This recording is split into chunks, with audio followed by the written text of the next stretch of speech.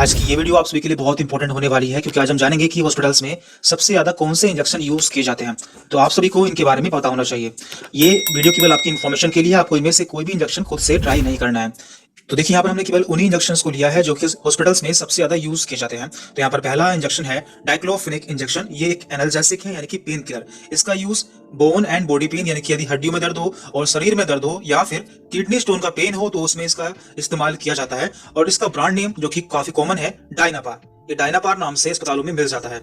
तो ये एक एनाल्जेसिक इंजेक्शन है जो कि हॉस्पिटल्स में बहुत ज्यादा पेन को कम करने के लिए यूज किया जाता है। अब हम बात करते हैं एब्डोमिनल पेन इंजेक्शन, यानी कि ऐसे इंजेक्शन जो कि यदि किसी के पेट में दर्द होता है, भले ही वो उसका कारण कुछ भी हो, तो उसमें कौन कौन से इंजेक्शन यूज किए जाते हैं। तो देखिए अस्पतालों में मुख्यतः 3 तरह के इंजेक्शन यूज किए जाते हैं। इसमें पहला है डाइसाइक्लोमीन, दूसरा है ड्रोटावेरिन एंड तीसरा है हायोसिन। तो ये तीनों इंजेक्शन पेट में दर्द के लिए अस्पताल में यूज किए जाते हैं। तो सबसे ज्यादा इसमें डाइसाइक्लोमीन इंजेक्शन यूज किया जाता है। यदि इससे आराम नहीं मिलता है तो इसके बाद ड्रोटावेरिन इंजेक्शन का यूज किया जाता है और लास्ट में हायोसिन इंजेक्शन का इस्तेमाल किया जाता है। तो ये सभी एब्डोमिनल पेन के लिए यूज किए जाते हैं।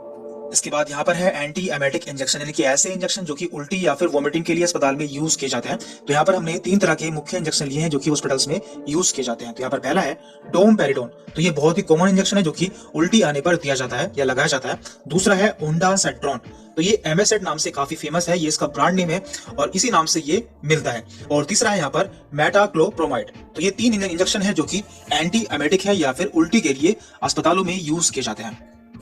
इसके बाद यहाँ पर हम बात करते हैं एंटीबायोटिक इंजेक्शन के बारे में, यानी कि ऐसे इंजेक्शन जो कि इन्फेक्शन के लिए दिए जाते हैं या फिर बैक्टीरियल इन्फेक्शन के लिए यूज किए जाते हैं। तो ये बहुत ही इंपॉर्टेंट इंजेक्शन होते हैं। जब किसी में इन्फेक्शन हो जाता है या फिर किसी की सर्जरी होती है तो उस समय इनका यूज किया जाता है और इसकी बहुत ही बड़ी क्लास है। हर डॉक्टर की चॉइस अपनी अलग अलग होती है, लेकिन यहाँ पर हम केवल ऐसे इंजेक्शन के बारे में बात करने वाले हैं जो कि सबसे ज्यादा यूज किए जाते हैं। यहाँ पर पहला है जेंटामाइसिन, दूसरा है अमाइकासिन एंड तीसरा है सेफ्ट्रिक्सोन। तो ये तीनों इंजेक्शन है जो कि सबसे ज्यादा यूज किए जाते हैं इन्फेक्शन के लिए।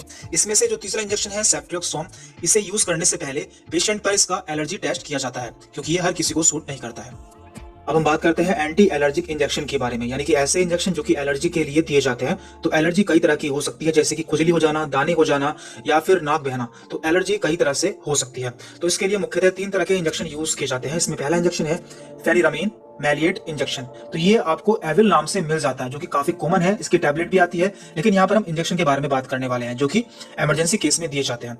इसके बाद दूसरा इंजेक्शन यहाँ पर डेक्सामेथासोन जो कि एक स्टेरॉइड है एंड तीसरा है यहाँ पर बीटामेथासोन। तो ये तीनों ही एलर्जी के रूप में हॉस्पिटल्स में यूज किए जाते हैं। तो ये बहुत ही कॉमन इंजेक्शन है। अब हम बात करते हैं इंजेक्शन फॉर गैस्ट्राइटिस, यानी कि हमारे पेट में एसिड का बनना या फिर GERD यानी कि गैस्ट्रोइसोफेजियल रिफ्लक्स डिसीज। तो कुछ ऐसी कंडीशन होती है जब हमारे पेट में एसिड ज्यादा बनने लगता है, तो उसे कम करने के लिए कुछ इंजेक्शन दिए जाते हैं। तो नॉर्मली आप यदि अब आपके पेट में गैस बनती है या फिर एसिड बनता है तो आप टैबलेट लेते हैं, लेकिन हॉस्पिटल्स में इमरजेंसी केस में इंजेक्शन दिए जाते हैं जिसमें 2 तरह के इंजेक्शन मुख्यतः यूज किए जाते हैं। तो पहला यहाँ पर रेनिटिडिन। तो ये रेंटेक नाम से मिलता है जो कि इसकी काफी फेमस ब्रांड है। और दूसरा यहाँ पर पेंटाप्राजोल, ये पेंटोसिड नाम से काफी फेमस है। तो ये दोनों इंजेक्शन गैस्ट्राइटिस के लिए यूज किए जाते हैं। इसके अलावा कुछ और ऐसे इंजेक्शन है जो कि अस्पताल में बहुत ज्यादा यूज किए जाते हैं, जैसे कि यहाँ पर है ट्रैंक्सामिक एसिड इंजेक्शन। इसका यूज ब्लीडिंग को रोकने के लिए किया जाता है। यदि किसी का खून बहुत ज्यादा बहता है, वो रुकता नहीं है, तो ऐसी कंडीशन में ये इंजेक्शन लगाया जाता है और इसका एक पॉपुलर ब्रांड नेम है ट्रिनेक्सा। ये इस नाम से काफी ज्यादा यूज किया जाता है।